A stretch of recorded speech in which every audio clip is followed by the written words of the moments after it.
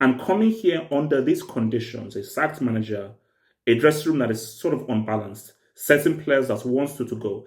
So you're not having to deal with a lot more than just, oh, I'm now coaching better players and a different set of players with different characteristics. I'm now coming into a team that I haven't built, players I haven't brought in. Well, you have Kukurea over there. And I may have to also be daddy. Harry Potter.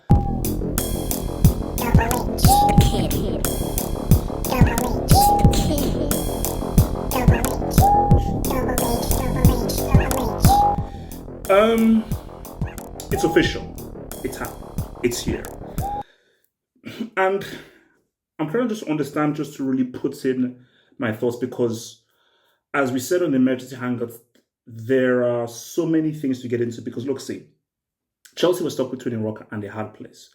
And there are some very raw emotions that are happening, specifically people who didn't want Tuchel to be sacked. So let me first deal with the Tuchel thing, that I'll go on to Graham Potter and so forth. Let's deal with the whole Tuchel thing right now. And I want to go in with the people who said, I didn't want Tuchel to be sacked.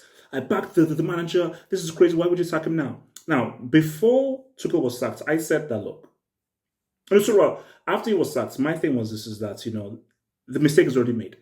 When you make a mistake, the earlier you try to reconcile and correct that mistake, the better. It's already in the past. The mistake was you gave all this money to the wrong man. That was a mistake. And I think they said, okay, we're going to give you this money. We believe you know what you're doing. As it happened, relationships broke down, communication broke down, disagreements over players. Okay, this is the wrong guy. It is what it is. Because there's no point in carrying on with the wrong man. Get the right man. We'll talk about that as soon as possible. And you can say, and you can sort of, understand where you're at. The Tuchel, look, see, I could tell that he'd run his course. And I could tell that there was no bright side. I could just tell. I have a sixth sense about these things, And you have to understand that it's similar to the Di Matteo thing. Similar, not the same, but similar. Because people are very obtuse with it. He won us the Champions League. Very few months after taking over that tyrant of Lampard, few months, did his greatest thing, won us the UCL. Bada bing, bada boom. He's amazing. Tuchel, and I said that winning that UCL was both the best and worst thing happened to Tuchel. It was the best thing because it's bottom time. And it gave him a lot of credit. But that credit was used up because I think it was the worst thing because he wasn't able to think three-dimensionally. He was too rigid in a system and approach that won him that UCL. And he didn't realize that, okay, that was right for that moment in time. You need to evolve and expand. And he was unable to do that. So it is what it is, because I just felt that he'd lost the dressing room. He'd lost the trust of the players. And I just think that, when you just look at Tuchel and his career and so forth, he's a great tactician. And he's good for particular projects. For the project of what Chelsea wants to do, which is to revamp, rebrand, and a long-term project, I don't think he's the right man. I just do not believe that he's the right man for that. Tuchel is a cup manager, short-term manager. And I just think Dinamo Zagreb was the last straw. So for me, I am fully with sacking him. Chelsea were stuck between a rock and a hard place. These are two evils. You keep him, it's bad. You sack him right now after giving him 20 million and bring someone else in, and that's bad. Choose your poison. Choose your poison. Both are poisons, both are bad. Just choose the lesser evil. In my view, the lesser evil was to sack him. Now, there is like a third dimension, which is wait after the World Cup, get the right manager, and really think long and hard before you get the right manager, which is what I'm going to get into a Potter right now. But from my selfish point of view, from my very selfish week-to-week point of view, I wanted Tuchel sacked because this guy was also interested in playing a better brand of football. Because there's one thing to play bad football and win, it's another thing playing bad football and losing. Because if you play bad football and you win, I'm still winning. And there's nothing that I can say. But when you're playing bad football and you're losing, and even when you're winning games, they're not convincing, bro, you have no leg to stand on. So that's there. Potter, don't make the mistake. It's a very simple mistake. And people that make the mistake, I understand that mistake, but let Uncle H just help you out. Do not make that mistake. Football is 1 plus 1 equals 2. So what is the 1 plus 1 equals 2?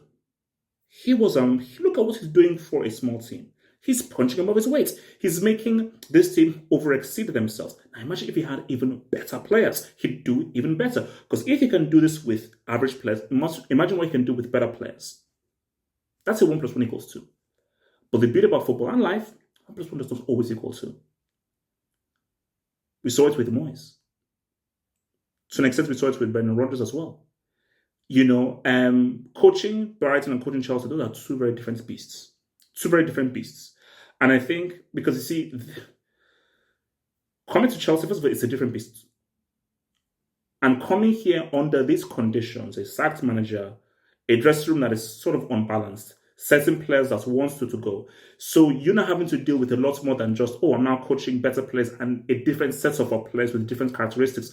I'm now coming into a team that I haven't built, players that haven't brought it. Well, you have Kukurea over there. And I may have to also be daddy. I may have to also be daddy as well. Because I'm going to have to try to bring the dressing room together. Ziyech, are you with us or against us? Pulisic, are you with us or against us? Because I need everybody to follow me up until at least January before we decide who's here and who's not here. Because for Ziyech, I'm not sure about his body language. Pulisic, I'm not sure about his body language. Their body language scream, I wanted to leave. You didn't allow me to leave. All right, I'm just here for vibes.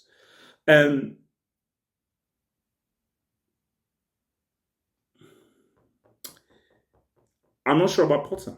I mean, I'll be totally, completely real with you. I'm not sure about Potter. Do you know why Potter's really lucky? So, as you all know, obviously, England's queen died. And she now, because the England's queen died, there's a protocol that's apparently all football is cancelled. So most likely the Premier League is going to be cancelled this weekend. Now, a decision will be made. So by the time this comes out, I think the decision is going to be made on Friday morning. But everybody's expecting the weekend's games to be cancelled. Now, I don't think they should be cancelled. I feel that black armbands, a minute silence, and that's what should happen. Because this ain't the year to have like a 10-day mourning. I'm sorry, it ain't the year. Show respect in the way of black armbands, 2 minute silence, and so forth. But in a World Cup season with stuff so tight, you can't afford to have these games cancelled. Maybe the next weekend's games cancelled. You can't have a 10-day blackout of the EPL. That can't happen. It is not feasible. Any other season, cool. This particular season, no, it doesn't make any sense. But most likely will happen. And if it does happen, it's great for Potter. Because Potter coming in with only a few hours playing Fulham, which is a tricky game, a derby game, and a Fulham team that looks pretty good at the Cottage, that's a tough game.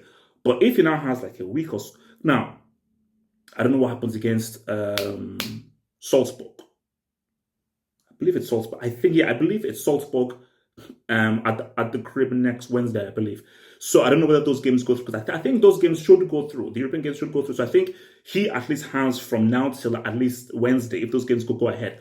And for me, that's great, because I think the more time he has with a new team, the better. Because it's going to be very hard for him to implement his ideas, pick a new team.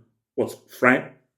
Because yeah, so you literally have Friday and then early kickoff Saturday.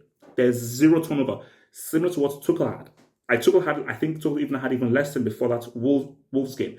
So I think Potter is hoping that please let this weekend's game be cancelled, so I can at least have from now till like Wednesday of that UCL game. But all I'll say is this.